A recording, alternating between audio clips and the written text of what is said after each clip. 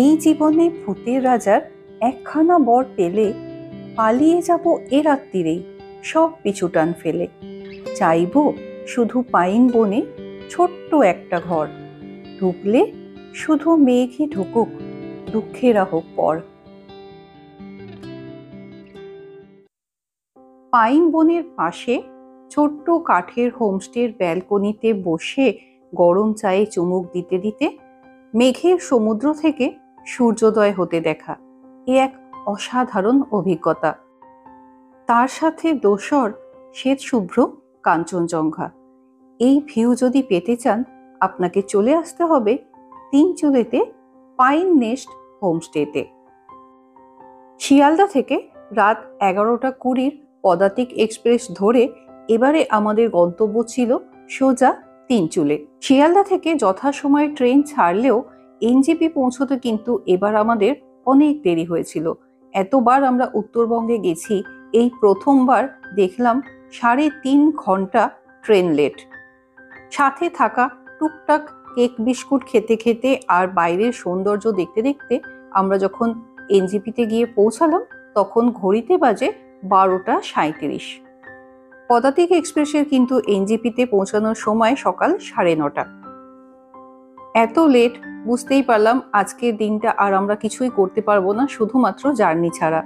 এনজেপিতে নেমে দেখলাম বেশ ভালো মতো বৃষ্টি হয়ে গেছে। এবারে এনজেপিতে এসেছি, দেখতেই পাচ্ছেন পেছনে পুরো বৃষ্টি হচ্ছে, মেঘলা ওয়েদার। আমরা যাবো তিনচুলে, জানি না ওপরে গিয়ে কিরকম ওয়েদার পাবো।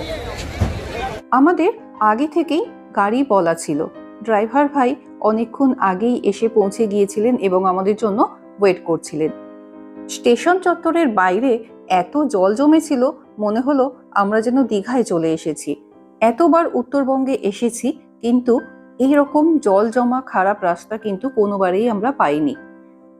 যাই হোক, এরপর খারাপ রাস্তা কাটিয়ে মহানন্দা ওয়াইল্ড লাইফ স্যাংচুয়ারির মাঝখান দিয়ে আমাদের গাড়ি এগিয়ে চলল সোজা তিনচুলের দিকে। এনজেপি থেকে তিনচুলের দূরত্ব 73 কিলোমিটার। এনজেপি থেকে তিনচুলে যদি ডাইরেক্ট যেতে চান তাহলে যে হোমস্টেতে আপনারা উঠছেন সেখানে বলে রাখলে ওনারা গাড়ির ব্যবস্থা করে দেন। গাড়ির ভাড়া মোটামুটি 4 সিটার হলে 3,500 টাকা আর 8 সিটার হলে 4,000 টাকা মতো পড়ে। সিজন ওয়াইজ এটা কম বেশি হতে পারে। এছাড়া আপনি যদি শেয়ার কারে যেতে চান তাহলে এনজেপি থেকে একটা টোটো অথবা অটো ধরে চলে আসবেন বিশাল সিনেমা। ওখান থেকে আপনারা শেয়ার গাড়ি পেয়ে যাবেন তাগদা বাজার পর্যন্ত। ভাড়া পড়ে জন প্রতি 250 টাকা। তবে শেয়ার গাড়ি কিন্তু সব সময় অ্যাভেলেবেল নয়, একবার পাবেন সকাল 8টায় আর একবার পাবেন দুপুর 2:30টায়। আমি স্ক্রিনে অ্যাঞ্জেলদার নম্বর শেয়ার করে দিলাম, আপনারা চাইলে অ্যাঞ্জেলদার সাথে যোগাযোগ করে ওনার শেয়ার গাড়িতে পৌঁছে যেতে পারেন তাগদা বাজার পর্যন্ত। তাগদা বাজার থেকে আপনাকে হোমস্টের গাড়িতেই কিন্তু হোমস্টে পর্যন্ত পৌঁছাতে হবে। রাস্তায় একটা রেস্টুরেন্টে দাঁড়িয়ে গরম গরম মোমো দিয়ে সেরে নিলাম ব্রেকফাস্ট। টাইম তখন 1:30। এরপর আবার যাত্রা শুরু তিনচুলের উদ্দেশ্যে। সকাল থেকে বৃষ্টি হয়ে এখন একটু থেমেছে, সেজন্য দেখতে পাচ্ছি পাহাড়ের গায়ে চাপ চাপ মেঘ জমে আছে।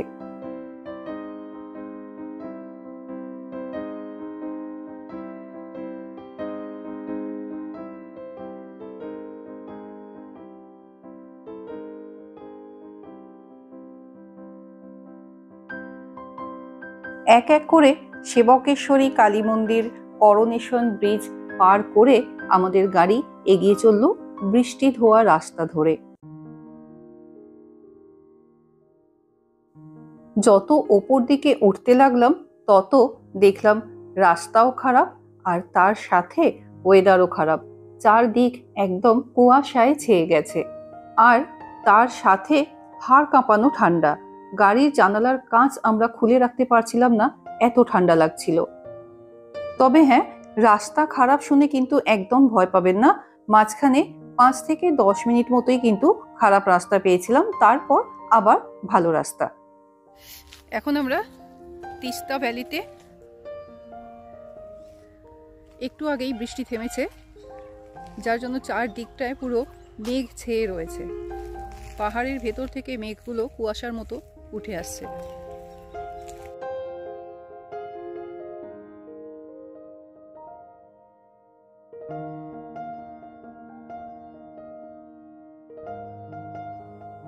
জায়গাটা ভীষণ সুন্দর, দুদিকে ঘন চা বাগান, তার মাঝখান দিয়ে চলে গেছে রাস্তা। তিনচুলেতে যাবার রাস্তায় চারদিকে কিন্তু প্রচুর চা বাগান দেখা যায়।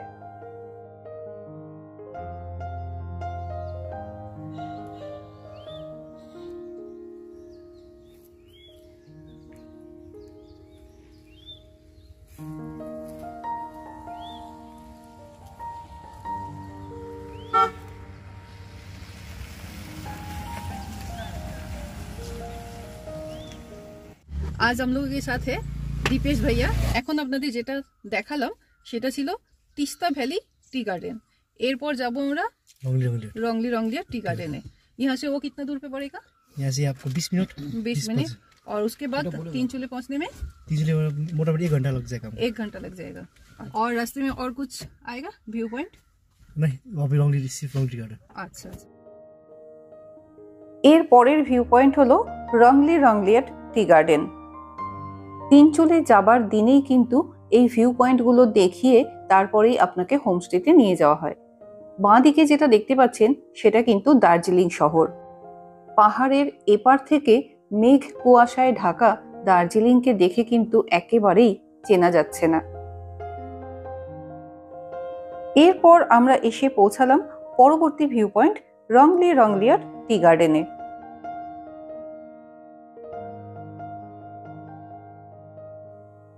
এখানে এসে চা বাগান আর কি দেখব, মেঘ কুয়াশায় চারদিক ঢাকা, কিন্তু এটারও একটা আলাদাই সৌন্দর্য।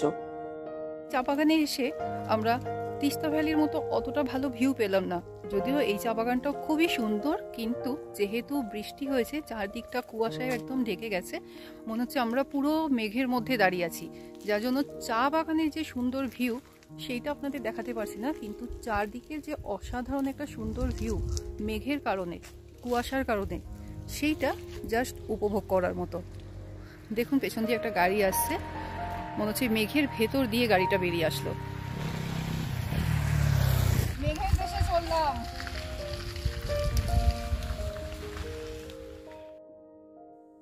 বেশ কিছুক্ষণ এই চা বাগানে মেঘ কুয়াশার সাথে লুকোচুরি খেললাম, মনটা কিন্তু বেশ ভালো হয়ে গেল। মোটামুটি 10 থেকে 15 পা নিচের দিকে নেমে এসেছিলাম একটু ফটোশুট করবো বলে। এখন দেখছি এত কুয়াশা যে এইটুকু সামান্য দূরত্বে আমাদের গাড়িটা একদম দেখা যাচ্ছে না। দেখুন গাড়িটা ছিল ওখানে, মনে হচ্ছে যেন উধাও হয়ে গেছে। এরপর তৃতীয় ভিউ পয়েন্ট ছিল অর্কিড সেন্টার, কিন্তু কোনো বাংলা সিনেমার শুটিং চলার কারণে সেটা বন্ধ ছিল। আমার তিনচুলের একটা পুরনো ভিডিওতে কিন্তু এই অর্কিড সেন্টারটা পুরোটাই কভার করা আছে, আমি ডেসক্রিপশন বক্সে লিঙ্কটা দিয়ে দেব, আপনারা সেখান থেকে দেখে নিতে পারেন। অর্কিড সেন্টার থেকে হোমস্টে পৌঁছতে মোটামুটি 15 থেকে 20 মিনিট সময় লাগলো।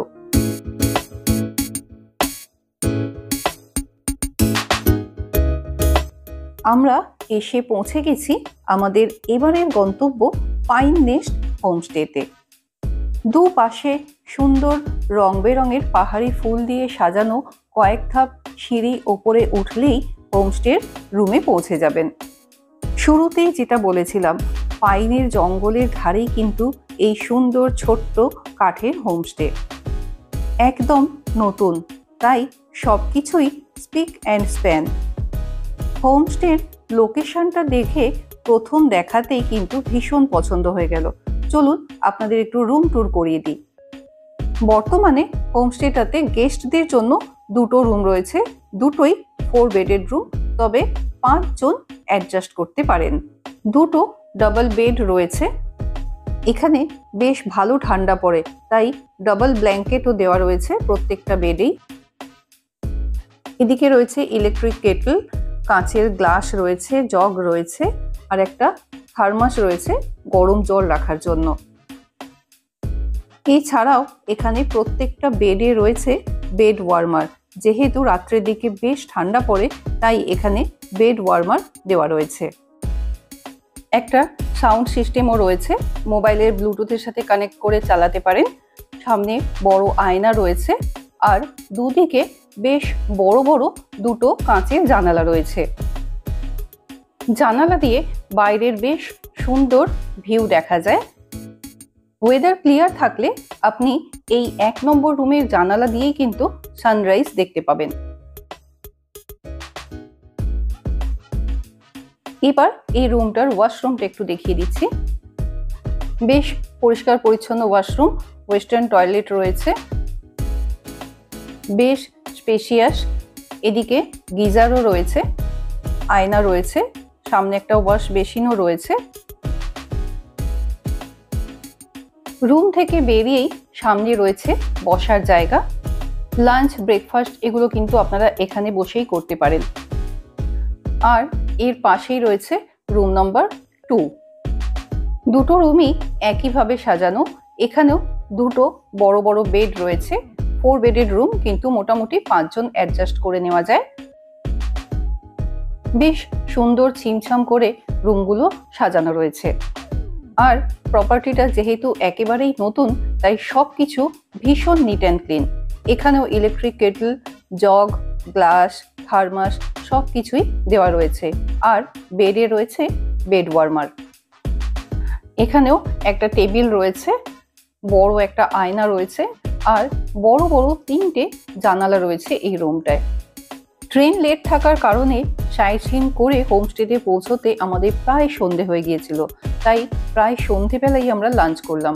মেনু ছিল স্যালাড, ডাল, ভাত, ঝুরঝুরে আলু ভাজা, ফুলকপি আলুর একটা তরকারি আর ছিল মাছ।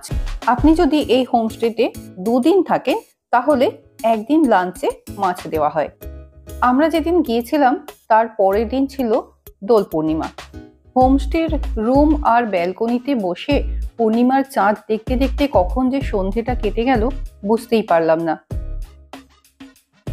রাত হলেই দূরের পাহাড়ে যে আলোর জোনাকিরা জ্বলে ওঠে, মেঘ আর কুয়াশার কারণে সেগুলো একটু কম দেখা যাচ্ছিল। বেশ সুন্দর একটা সন্ধ্যা কাটালাম এখানে। এরপর রুমে চলে এলো ইভিনিং স্ন্যাক্সে চিকেন মোমো। এখানে কিন্তু স্ন্যাক্সে ভেজ পকোড়া দেওয়া হয়, আমরা আলাদা করে চিকেন মোমো নিয়েছিলাম। এটা কিন্তু চার্জেবল। যে কোনো অফবিট জায়গায় সন্ধেবেলা পাহাড়ের এই সৌন্দর্য উপভোগ করা ছাড়া কিন্তু আর কোনো কাজ থাকে না। এই সময়টা নিজের মতো করে প্রকৃতির সাথে কাটান। এরপর চলে এলো রাতের ডিনার। ডিনারে ছিল স্যালাড, বিনস আর আলু দিয়ে একটা তরকারি ছিল, ছোট ছোট হাতে গড়া রুটি আর চিকেন কারি। বেশ জমিয়ে একটা ডিনার সেরে পরের দিন ভালো ভিউ যেন পাই এই প্রে করতে করতে ঘুমিয়ে পড়লাম। সকালে ঘুম ভাঙলো যখন, তখন বাজে 6:45। জানালার কাঁচের কুয়াশাটা পরিষ্কার করতেই এক অসাধারণ দৃশ্য চোখে পড়ল। মনে হলো হোমস্টেকে ঘিরে ধরেছে এক মেঘের সমুদ্র।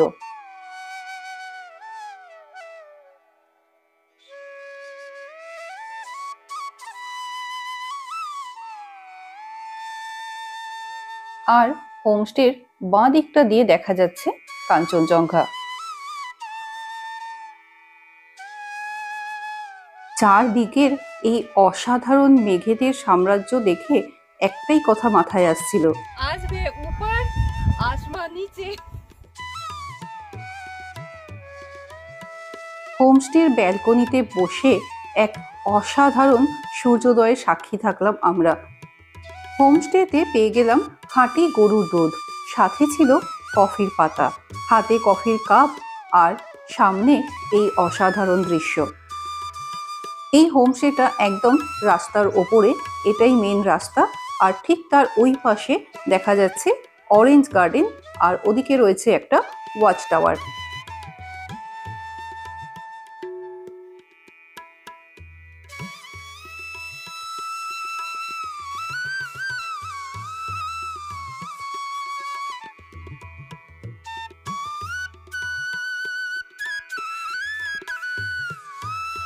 এই হলো পাইন নেস্ট হোমস্টে।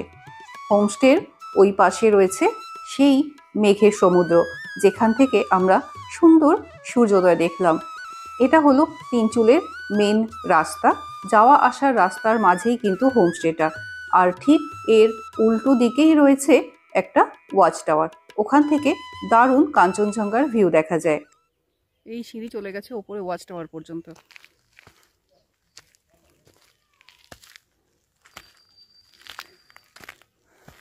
আর তার সামনে এখানে রয়েছে অরেঞ্জ গার্ডেন। তিনচুলেতে আপনারা কিন্তু অরেঞ্জ গার্ডেন চট করে কোথাও দেখতে পাবেন না, যেটা এই হোমস্টেটার কাছ থেকে দেখা যায়। কাছ থেকে মানে হোমস্টের একদম পাশেই। শীতের সময় আমরা যেরকম শিটংয়ে চলে যাই অরেঞ্জের জন্য, এখানেও কিন্তু আসতে পারেন। অরেঞ্জের বাগানের ভেতর দিয়ে আমি যাচ্ছি, যদিও এখন কোনো গাছেই অরেঞ্জ নেই। এই ওপরে এদিকে নিচেও পুরোটা অরেঞ্জ গার্ডেন, এমনকি এর ওপরেও রয়েছে।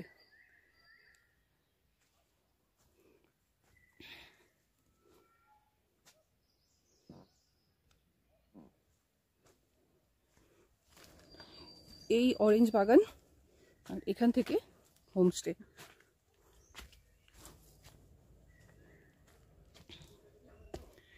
একদম পাইনের জঙ্গলের মধ্যে এই ওয়াচ টাওয়ারটা।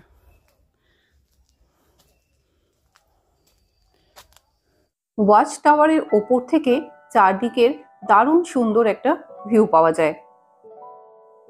আর ওয়েদার ক্লিয়ার থাকলে এখান থেকে পরিষ্কার কাঞ্চনজঙ্ঘা দেখা যায়। এখানে এসে মনে হলো কফি খেতে গিয়ে দেরি না করে আরো তাড়াতাড়ি এখানে আসা উচিত ছিল।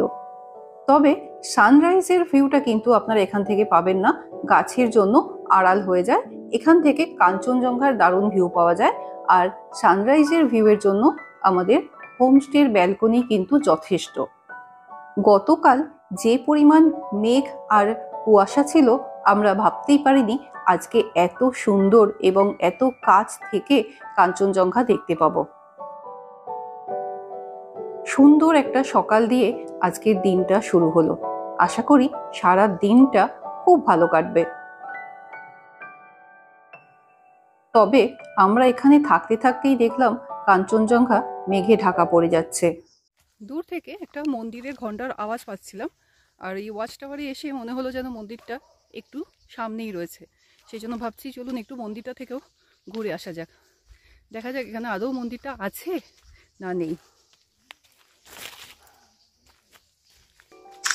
দূর থেকে ঘন্টার আওয়াজ পেয়ে আর ফ্ল্যাগ দেখতে পেয়ে ভাবছিলাম কোনো মন্দির আছে। এসে দেখলাম মন্দির না, ছোট্ট একটা মোনাস্ট্রি আছে।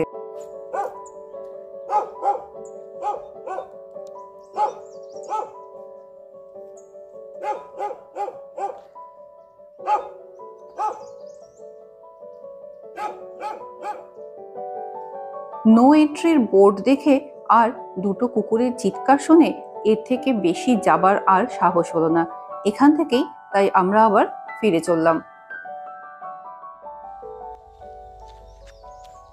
এই হালকা কুয়াশার মেঘের মধ্যে দিয়ে এই জায়গাটা দিয়ে যখন যাচ্ছি মনে হচ্ছে সেই রাজ মুভিটার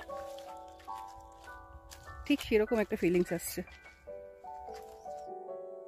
এখান থেকে হোমস্টেটা দেখে মনে হচ্ছে জঙ্গলের মধ্যে থেকে যেন কোনো বাড়ির সন্ধান পেলাম। আমরা যখন গেলাম রোদ ঝলমলে ওয়েদার, আধ ঘন্টার মধ্যেই চারদিক মেঘে ঢেকে গেছে। এই হোমস্টের একদম পেছনেই রয়েছে পাইনের জঙ্গল, সেই জন্যই কিন্তু এই হোমস্টের নাম পাইন নেস্ট। আর এই পাইন নেস্টের সামনে সারা দিন এইভাবে চলে মেঘের আনাগোনা। পায়ে হেঁটে চারদিকটা ঘুরে যখন হোমস্টেতে পৌঁছালাম দেখলাম ব্রেকফাস্টে রেডি হয়ে গেছে গরম গরম হাতে গড়া রুটি আর নেপালি আলুর দম। আপনি চাইলে ওনারা পুরিও বানিয়ে দেবেন।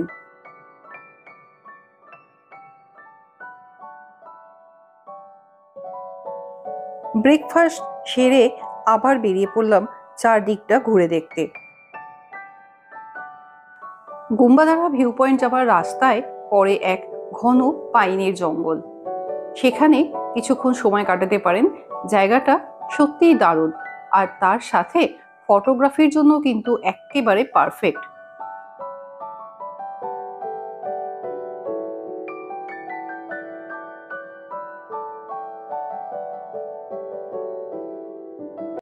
তিনচুলেতে এই নিয়ে আমি অনেকবার এলাম, আর প্রত্যেকবার এই জায়গাটাকে আলাদাভাবেই যেন আবিষ্কার করি। এই জায়গার যে ভিউ আর এখানে দাঁড়িয়ে যে ফিলিংসটা আসে, সেটা বারবারই যেন মনে হয় নতুন লাগছে। পাইন নেস্ট হোমস্টে থেকে গাড়িতে 7 থেকে 8 মিনিটের দূরত্বে রয়েছে জমজমাট গুম্বাদারা ভিউ পয়েন্ট। এখানে আপনি হর্স রাইডিংও করতে পারবেন। सुने ना, कितना दूर ले जाइएगा? वो दुकान है ना, हाँ, उधर से वापस कितना पैसा? खाली 100 रुपीज है। 100 रुपीज, छोटा बड़ा सबका? 2 आदमी चढ़ सकता है? 2 आदमी नहीं होगा ना, सिर्फ एक आदमी? कितना देर, टाइम कितना देर?